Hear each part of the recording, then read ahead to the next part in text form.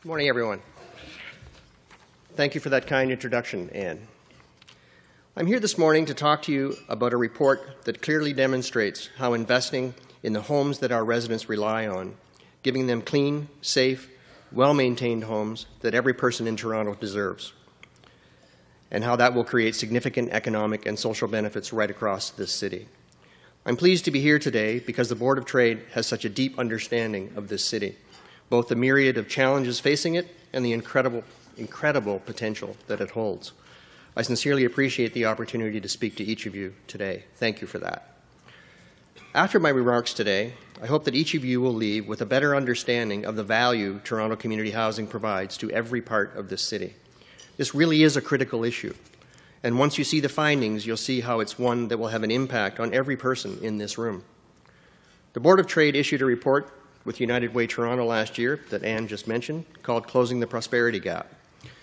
In it, you identified both the dangers and the potential windfalls that Toronto faces down the road, from the risks associated with a growing lack of middle-income jobs to the widening geographic divide between high and low-income neighbourhoods. In the same vein, Toronto Community Housing commissioned a study last fall of our economic impact on this city and this region. The results are in. I'm here today to offer you proof of how investing in repairing and revitalizing our housing will drive change and stability for our city and contribute significantly to our region's prosperity for years to come, while at the same time significantly reducing costs to government. Today, I want to lay out the benefits our city and society will see over the next 10, 20, or 30 years as a result, and the very real consequences if we don't make this investment. I now want to look down the road a little bit and tell you something about the Toronto of 30 years from now, a path that starts today. Actually, I want to tell you a tale of two Torontos. In one Toronto, emergency room wait times have declined. Healthcare costs are actually falling. Crime is down, and property values are up across the city.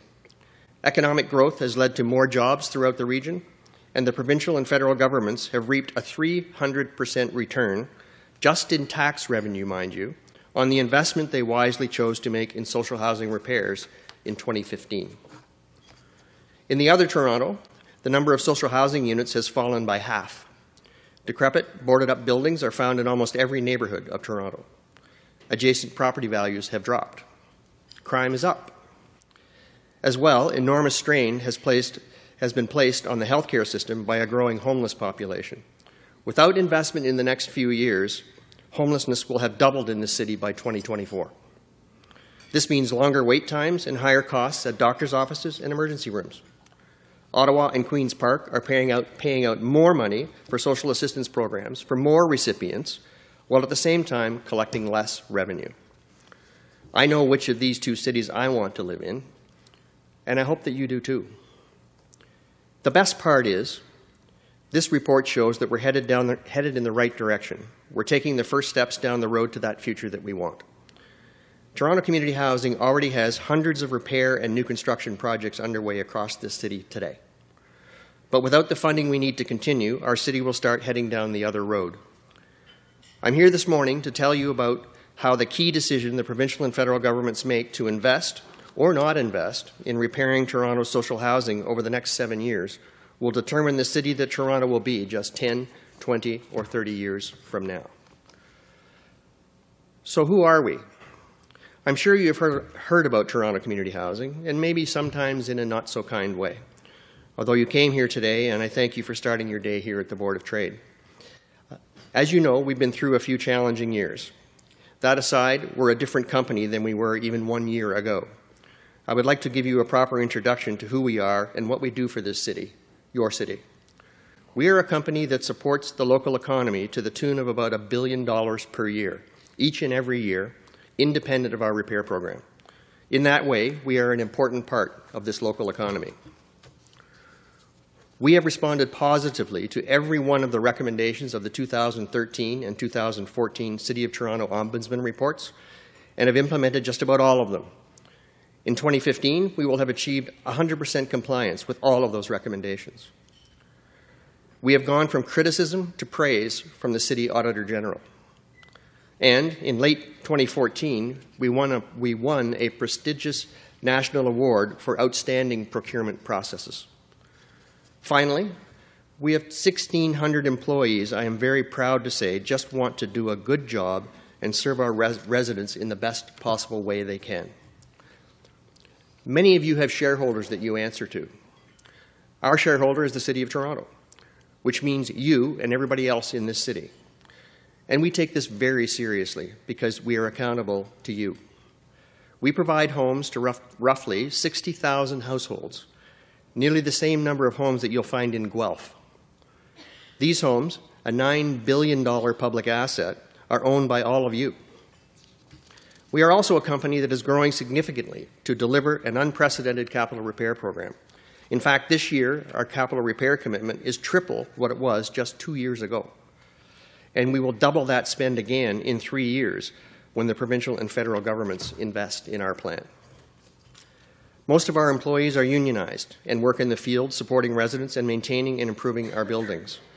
Our union partners include members of CUPE Local 416, CUPE Local 79, OPSU Local 529, and Local 27. I see we have a few representatives here today. Welcome, everyone, and thank you for being here, and thank you for your support. What is really important to recognize is that our homes are in almost every community in this city.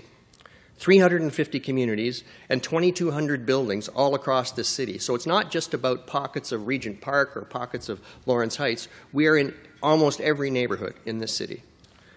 We are in the business of providing homes for people who need them, people who, if our housing wasn't there, might not otherwise have a home. We are also expected to support residents well beyond the responsibilities of a private sector landlord, and we do that every day. For residents of our housing, just like everyone else in this room, everything starts with a home. Having a roof over your head provides stability, hope, and a foundation for a better life. 1 in 4 of our residents are youth. In fact, we house some of the brightest young minds in this city. Many of them will use the foundation provided by our housing as a springboard to become future leaders in business or sport, in science or in the arts. And frankly, many already have. 1 in 4 of our residents are seniors, aged 59 or older. Our housing offers, or at least it should offer, a clean, safe, affordable, and well-deserved place to live out their senior years. We also house some of Toronto's most vulnerable and marginalized people. The average household income of residents living in our subsidized housing is less than $1,350 per month, which translates to a little more than $16,000 per year, which is, by the way, a full 80% less than the average household income in Toronto. For these residents, our housing provides the stability that enables them to contribute to the community and live productive lives. They are a critically important part of the fabric of Toronto. So that's who we are and what we do. We strive to provide clean, safe, well-maintained, affordable homes that mean so much to the lives of the people who rely on them.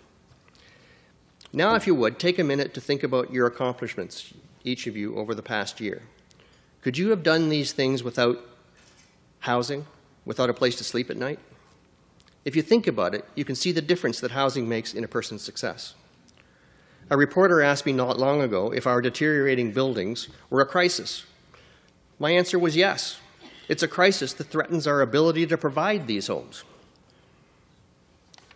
When it was created in 2001, Toronto Community Housing was asked to manage and operate a portfolio of aging buildings, but with no capital reserves. I know many of you in this room today know exactly what that means. To make it worse, the majority of our 2,200 buildings are now over 50 years old. Built at the same time, they're now aging out at the same time. Tackling the challenge of renewing an aging social housing portfolio requires a commitment from all levels of government. After all, and this is important, no other country in the developed world funds social housing off municipal property taxes alone like we do here. I've been pleased to see that the provincial and federal government acknowledging the importance of access to housing as shown in their renewal of the Investment in Affordable Housing program. It's just terrific. But it's just as important and far more cost-effective, in my view, to save a home we already have rather than having to build a new one when that home fails. Our program calls for a $50,000 per unit investment, whereas a new build costs $250,000 to $300,000 per unit. The reality is that we must spend $2.6 billion over the next 10 years on a one-time catch-up repair program just to keep our homes from being shut down. And we're not alone in this. The New York City Housing Authority, for example, needs to make more than $18 billion of repairs. Our price tag is smaller, partly because we are a bit smaller, but the need is just as critical. Either we invest in basic repairs to preserve these homes, or we don't. It is what it is. But I will tell you, and let me be really, really clear, if we fail to invest, we will lose these homes. At Toronto Community Housing, we are doing on our own, and with the help of our city partners, everything we can to raise the funds we need to preserve these homes. It sounds daunting, but we've made real progress in raising a portion of these funds in the last short while. What are we doing? We're selling high-value vacant homes. We're refinancing mortgages to take advantage of the low interest rate environment. We have taken enormous steps to ensure that we get the best value for every dollar that we spend. Last year alone, through better procurement, we saved more than $20 million. The simple bottom line, we are smarter and leaner than we have ever been. We are harnessing the expertise of the development community together with our private sector development partners. We are rebuilding entire neighborhoods, and that is true city building. In revitalization communities such as Regent Park, Alexandra Park, Allenbury Gardens, Lawrence Heights, and even 250 Davenport, this is clearly demonstrated. We are using the profits from the sale of land and market house and market units to offset the cost of replacing our homes, sometimes at no cost at all to Toronto Community Housing. Plus, we gain the added benefit of not needing to spend money fixing the homes that are being replaced. And so far, just so far, we've avoided that cost, which today is $250 million.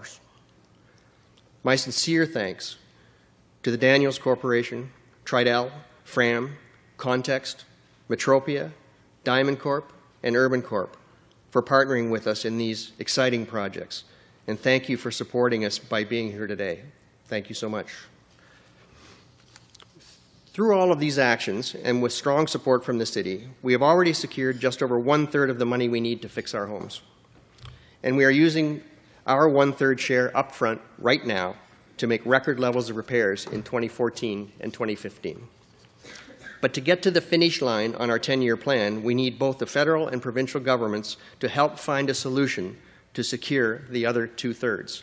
Doesn't necessarily mean writing a check, but it means help us find the solutions.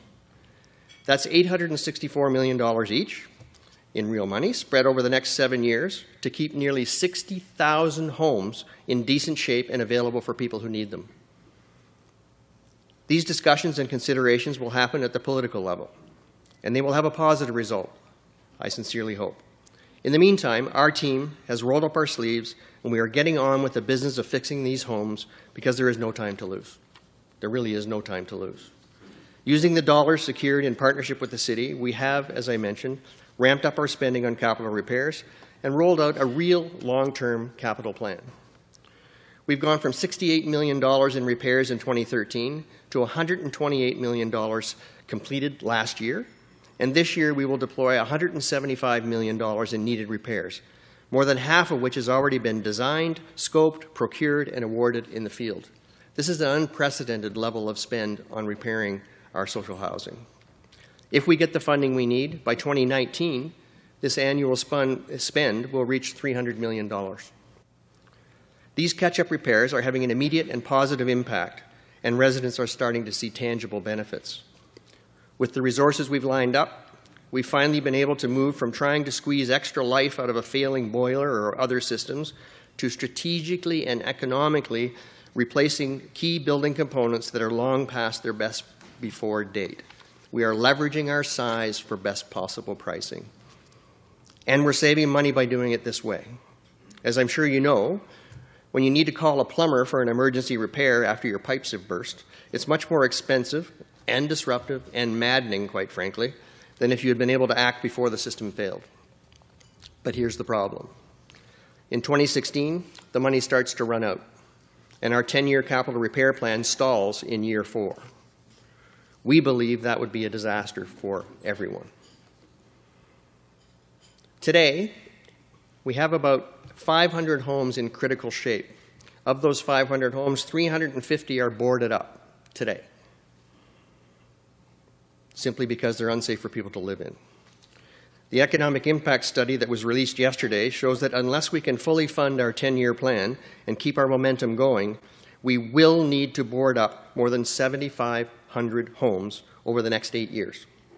Plus, we will have another 4,000 homes in critical condition. 7,500 homes, by the way, is the same number of homes as there are in all of Kensington Market and Chinatown combined. Put bluntly, in the next few years, as the Mayor has stated, without this full investment, Toronto Community Housing will have 4,000 homes in critical condition facing closure. That's in the next 3 years. Take a moment to think about the impact of this happening, the impact on the families who rely on these homes, on the tens of thousands of people on the wait list, and on the neighborhoods in almost every part of the city where these boarded-up buildings will be found. We knew that we had to act on repairing these homes, and we knew it made sense to act. We just needed help to prove it. So we found someone who could help. Actually, I didn't check this morning. Paul, are you here this morning? Paul's back in the back there. Thank you, Paul. Thank you for being here. We hired Paul Smetanin and his team at the Canadian Centre for Economic Analysis and asked them to take a hard look at the math behind this investment. Paul's team has worked over the years with both the federal and provincial governments. In addition to completing some good work for Health Canada, some of you will be familiar with the report they did recently for the province on how an imbalance in infrastructure funding is limiting that investment's potential benefits. In much the same way, our housing is an investment, and our housing is critical infrastructure to this society. So, with all of that, what's happening right now today? Toronto Community Housing has a $7.5 billion investment underway in this city today, almost all of which is already funded, with the exception of what we're asking for from the province and the federal government. We have nearly $5 billion of combined public and private investment in revitalization communities. We're way out ahead on private sector partnerships. We are in year 3 of a plan to invest that $2.6 billion in the repairs we need to make to the rest of the portfolio, which today is $1.7 billion, as I mentioned, $1.7 billion shy of being fully funded. That's $864 million times 2. The first part of that money is being spent right now, up front. The impact of this investment is laid out in Paul's report. Any resident who cares about the city and our economy should take an interest in these numbers because they are quite extraordinary. So, what are the benefits of filling this gap and making this $7.5 billion investment? First, purely at the economic level, we're talking about an $18.5 billion boost in GDP through the additional economic activity in terms of both labor and materials generated by this investment.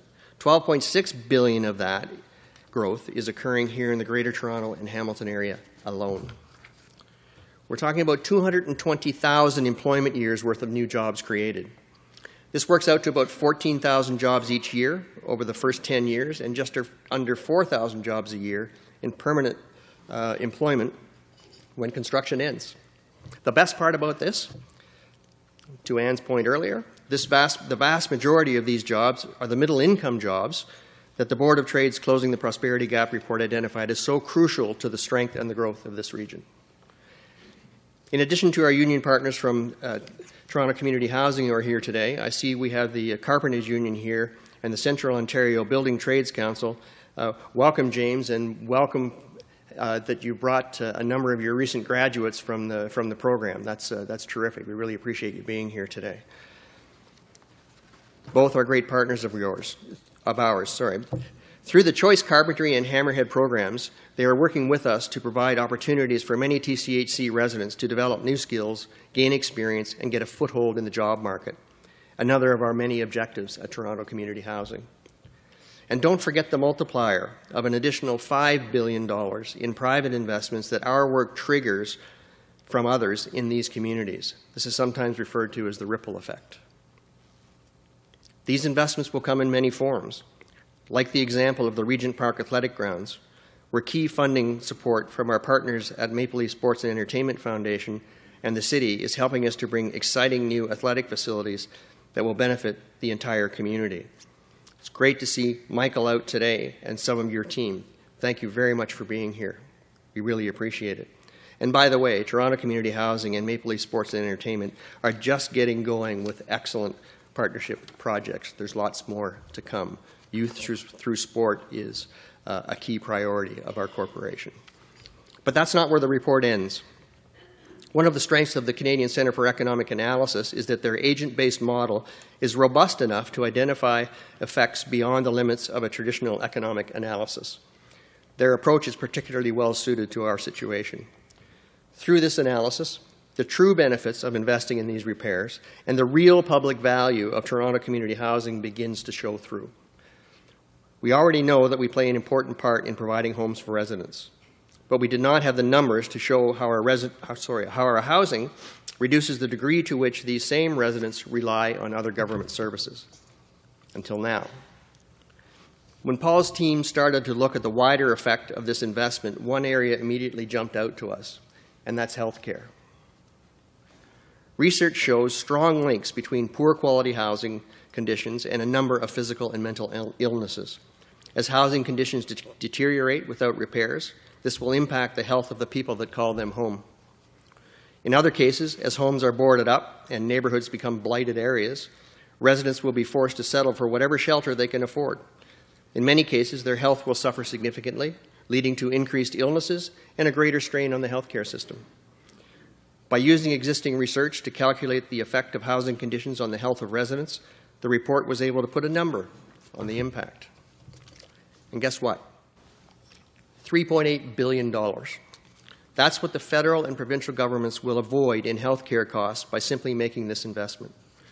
If we don't invest in repairing our homes, we as a society face a daunting $3.8 billion spike in health care costs. Say no to the repairs, say yes to an increase in health care costs. 1.6 million. That's the number of fewer visits to our city's already overstretched family doctors. 220,000. That's the number of fewer visits to Toronto's emergency rooms. By looking beyond the initial economic impacts, the study found a future Toronto where the economy is stronger and people are healthier, just by making this added investment in our repairs. Ontario's Finance Minister will be addressing the Board of Trade at lunchtime today. We recognize the challenges that the province faces. Nobody has any money. We know we're asking for support at a time when governments are cutting. More than ever, they need to make sure every dollar spent has the highest possible return, which is precisely why we commissioned this study to make this case. I also want to thank Toronto Mayor John Tory for his support and for his efforts in calling on the Ontario and federal governments to work with the city in order to find solutions to a range of housing issues, including Toronto Community Housing's capital repair backlog. We have a strong business case to make. We're making it today. We're laying out that case for you as residents and taxpayers in Toronto because we believe it makes sense. Make no mistake. Just remember, our homes are woven into the very fabric of the city, in every corner of the city. They are part of most neighborhoods. Just have a look at the slide behind me. We are not just large pockets of homes like Regent Park or Lawrence Heights. Our homes are everywhere, all across the city, even in your neighborhood. Look at the dots on that plan.